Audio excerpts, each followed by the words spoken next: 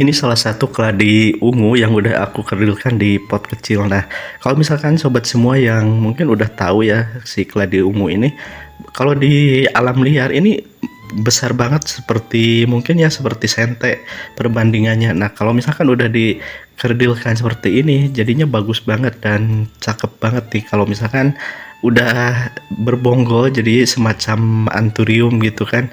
Nah, kalau yang berbonggol ini kan harus sabar sobat silvernya, karena kalau misalkan yang belum ada umbi, ada bonggol kayak gini, emang lama sih nunggunya, mungkin bertahun-tahun juga, karena ini hampir 3 tahun sih ya kayaknya. Cuman begitulah seperti merawat bonsai, jadi lama tapi mengasihkan merawatnya begitu sobat silvernya. Jadi kalau misalkan yang udah tahu, udah punya sih mungkin nggak terlalu yang spesial banget, tapi kalau yang belum tahu dan baru mau memilikinya ya lumayan spesial juga, karena ini bermanfaat banget.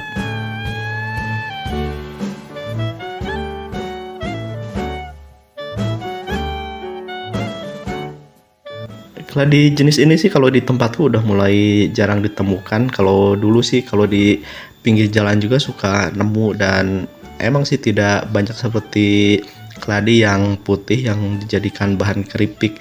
Nah, kalau ini jarang ditemukan, dan kalau misalkan di tempatku ini si batang ungunya ini bisa dijadikan obat untuk menangani luka sobat semuanya. Jadi entah apa yang ada di dalamnya, zat kimia apa yang bisa bisa mengeringkan luka dengan cepat sobat semuanya. Jadi kalau di tempatku dulu sebelum penanganan dokter atau apalah itu, jadi semacam ini dijadikan pertolongan pertama, bahkan bisa sampai sembuh loh sobat semua kalau di tempatku dulu ya.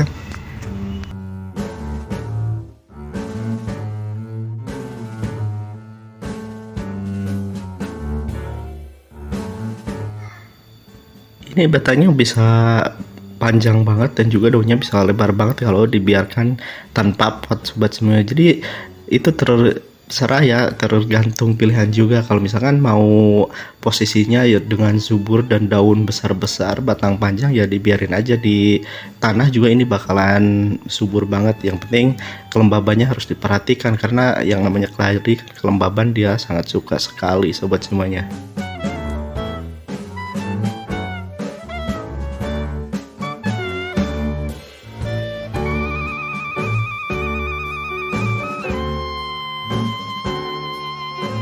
Nah, seperti biasa kalau dari segi umbi diolah dijadikan makanan, bisa untuk manusia udah tentunya, dan juga untuk ternak itu sangat bisa banget sobat semua. Jadi kalau merawat keladi ini banyak banget fungsinya, dan juga kalau misalkan udah banyak ya udah nggak usah dipot lagi, jadi dibiarkan aja di tanah di alam terbuka, dia akan lebih subur dan subur banget. Itu dari batang dan juga dari daun beda banget sama yang dipot. Kalau dipot kan cenderungnya nanti mengerdil, tetapi umbinya akan semakin tinggi. Jadi pilihan tergantung kesukaan semua ya.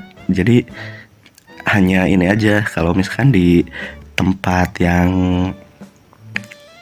lembab dia akan lebih subur dan cepat besar sobat semuanya.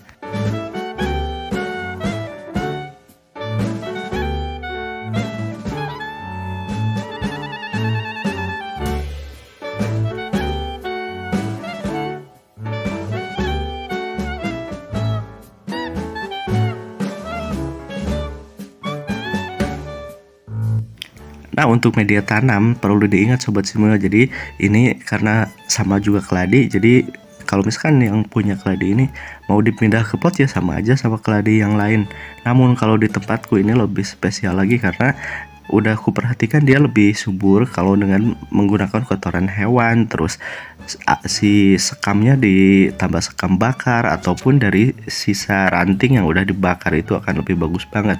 Ya seperti biasa kalau dari segi kelembaban ya harus lembab, karena sifat keladi emang menyukai media tanam yang lembab dan juga cukup matahari, sama aja sih ya.